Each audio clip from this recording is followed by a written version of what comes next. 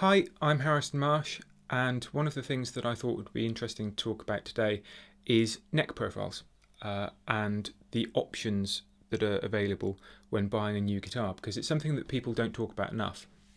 It doesn't matter how good a guitar sounds, whether it's electric or acoustic, if it's not comfortable for me to play. And there are a couple of factors in the neck that, having owned a lot of guitars and played a lot of guitars, I know that there are just certain things that I can't play and they don't work for me. There are no right or wrong answers here. The reason lots of different guitars with different necks are available is because different instruments work for different people. But knowing what you find comfortable can make it a lot easier when you're buying a new instrument. So one of the first things that I look at is string spacing, the distance between the strings. Some of that is because I've got quite wide fingertips, so I prefer a wider string spacing, and some of that is because a lot of the playing I do is fingerstyle, so I need enough room to get my fingers in between the strings. Probably the most common guitar nut width is about 43 millimeters, and then going up to just over 45, which is about 1 3/4 inches. And then you get various string spacings at the bridge as well.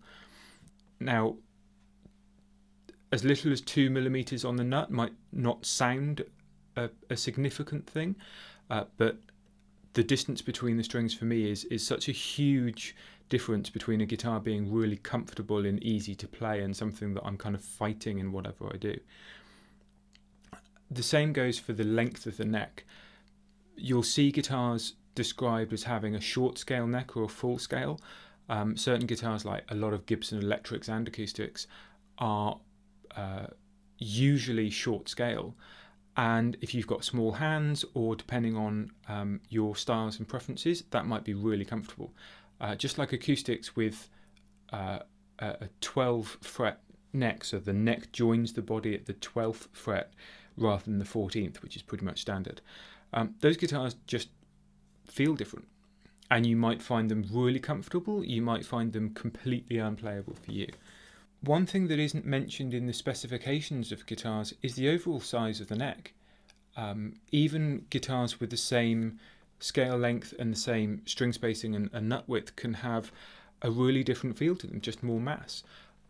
Things like vintage Martins are pretty well known for having larger necks, which some people find really comfortable. And again, if you have small hands, or you're somebody that plays a lot with the thumb curled over the top of the neck, it's probably going to be really uncomfortable. Likewise, with the shape of the neck or the profile, you'll see guitars being described as having a C-shaped neck or a V-shaped neck. And again, there are loads of really well-respected players that almost rely on a guitar having some kind of V profile to the neck, and that can be right up the neck, or that could be at either end, where that V kind of tapers away and disappears at the 5th fret or something. Personally, I don't bring my thumb over. I'm used to a classical guitar, and I just cannot play a guitar with a V neck, however good it sounds. The other thing to consider is the finish. This acoustic has been with me for years and used to have a matte finish, so not high gloss. I've just worn it away through hours and hours of playing, which is something to consider if you go for a matte finish on any guitar. I find this guitar easier to play now than I did when it was new, and there are plenty of gloss guitars in my collection. For me, that's not a big deal. They definitely feel different, but one is not better or worse than the other. Some old high gloss finishes can go a bit sticky when they get too hot. That tends not to be a problem with modern guitars, but you might have a stronger preference. Certainly, just being aware that all of these things, if you find a guitar that you think sounds great but the neck doesn't feel quite right, keep looking, because if it bothers you on the first day or when you try it out in the shop, it's going to bother you more and more when you get home and you start playing it. There aren't any hard and fast rules with this stuff. I know some people that are really petite with small hands that play massive guitars. I know people that play guitars that you wouldn't expect based on their style or the way they play. So it's not random.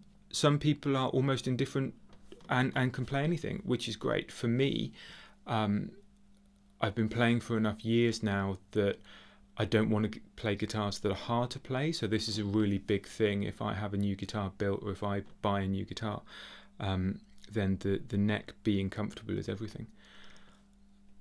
I hope that's been helpful. If you've got any questions about neck profiles, please leave them in the comments below, and look out for more videos that we do.